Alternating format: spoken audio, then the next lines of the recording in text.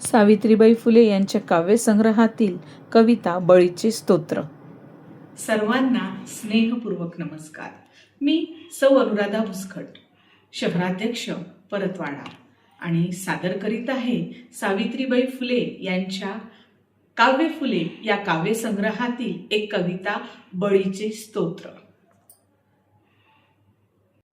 महात्मा फुले यांच्या 200व्या जयंती निमित्ताने सावित्रीबाई फुले यांच्या काव्यसंग्रहातील 200 कविता सादर करीत आहोत. या प्रकल्पाच्या मार्गदर्शक आहेत सत्यशोधक शीलाताई चर्जन, प्रकल्प प्रमुख आहेत माधुरीताई धनोकार, आणि यांना सहाय्य करीत आहेत सौ अनुराधा भुसखट व वृंदा तडस. तर सादर करीत आहे बळीचे स्तोत्र. बलू त्यांचे बळी राज्य, दानव दैत्य पावन, दानशूर बळी होता, सुखी त्याचे प्रजानन. राज्यात सर्व संतोषी, त्याचे त्रिलोकी कीर्तन, स्वयंभू धर्म राज्यात होतसे शास्त्र मंथन.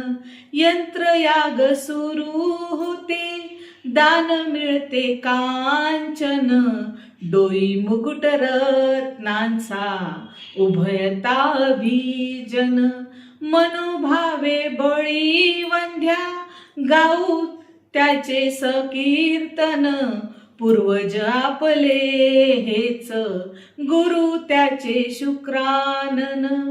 त्यांना पदोपदा वंदू, वंशज त्यांचे आपण, तू पुण्यात्मा बळी राजा, स्तोत्र गाती तुझे जन. तू पुण्यात्मा बळी राजा, स्तोत्र गाती तुझे जन. तर या कवितेचा भावार्थ आहे, बळीराजा हा दैत्य कुळातला असला तरी अत्यंत पवित्र, दानशूर आणि न्यायप्रिय राजा होता. त्याच्या राज्यातील सर्व प्रजा सुखी आणि समाधानी होती. त्याची कीर्ती त्रैलोक्यात पसरली होती आणि त्याच्या राज्यात नेहमी धर्माचे पालन होत असे. शास्त्रांवर विचार मंथन होत असे आणि ज्ञानाला महत्त्व दिले जात असे. राज्यात सतत यज्ञ, याग आणि दानधर्म चालू असत. लोकांना सोनं, रत्न आणि संपत्ती मिळत असे. बळीराजा फक्त श्रीमंत नव्हता, तर तो मनानेही खूप उदार होता.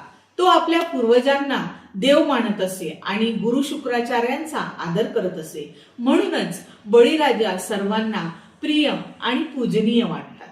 आजही आपण त्यांना पुण्यात्मा आणि आदर्श राजा म्हणून ओळखतो आणि त्यांचे स्तवन करून त्यांना वंदन करतो.